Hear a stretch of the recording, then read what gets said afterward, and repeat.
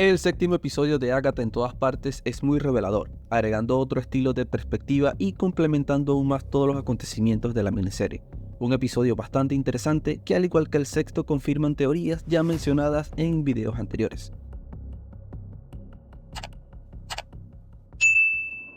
Se debe reconocer el crecimiento semanal que ha tenido Agatha en todas partes. En esta oportunidad eleva su argumento narrativo desde la perspectiva de la bruja Lilia Calderú, haciendo más relevancia al personaje y que incluso se tenían algunas inquietudes con respecto a sus comportamientos en los episodios anteriores. Acá sin duda alguna se roba la pantalla debido a su prueba dentro del Sendero de las Brujas y el desenvolvimiento increíble que tuvo, siendo acompañada con unos buenos enfoques de cámara, secuencias de movimientos y cambios de escala entre escenas. Se debe añadir todo ese apartado cinematográfico que tiene una buena pinta en cada una de las escenas, su vestuario, maquillaje, puesta en escena, montaje y musicalización ejecutado de buena manera.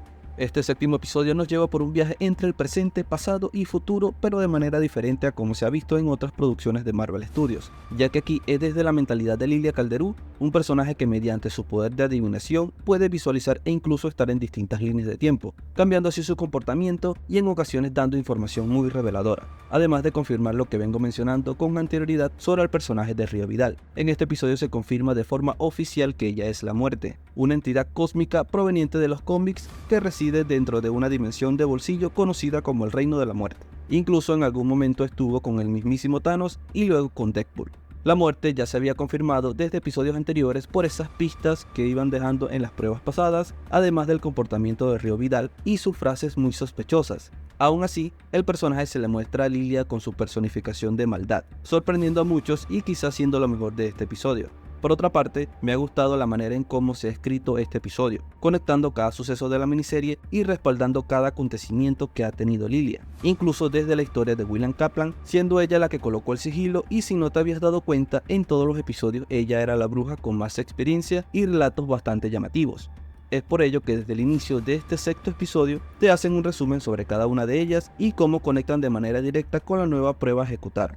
Quizá por momentos te puedas sentir confundido, pero se aclara todo de una excelente manera.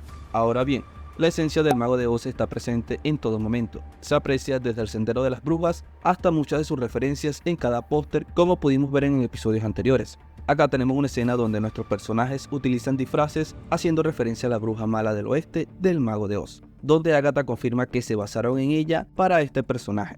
Billy hace referencia a Maléfica de la Bella Durmiente. Lilia puede que esté haciendo referencia a Glinda del Mago de Oz y por último Jen al personaje de la bruja de Blancanieves. Sin duda unas escenas entretenidas que brindan un buen vestuario y algo de comedia. Otro aspecto positivo es esa relación con las cartas del tarot, las cuales tienen mucha relevancia desde el arranque de la serie. Acá se complementa de una manera genial y que es más entendible para los espectadores. Toda esa interpretación por parte de Lilia en la prueba es justificada con escenas pasadas y que hacen un vínculo excepcional con la muerte, ya que cada uno de los senderos va dirigido hacia ella. Incluso la escena del tarot es mejor que toda la película de este mismo año. ¡Quítenla de mi vista! Toda esa escena final estuvo bastante agradable por los efectos especiales, estando muy decentes y que hacen conexión con el arranque del episodio, dejando puerta abierta para interpretaciones con respecto al personaje de Lilia. ¿Realmente murió? ¿Cuál es el significado de esa última escena? Desde mi punto de vista, su poder vuelve al inicio de su aprendizaje, haciendo referencia a que vive dentro de un círculo vicioso mental, que se repite una y otra vez, ya que sus últimas palabras sabe de sucesos y alerta al resto de la aquelarre.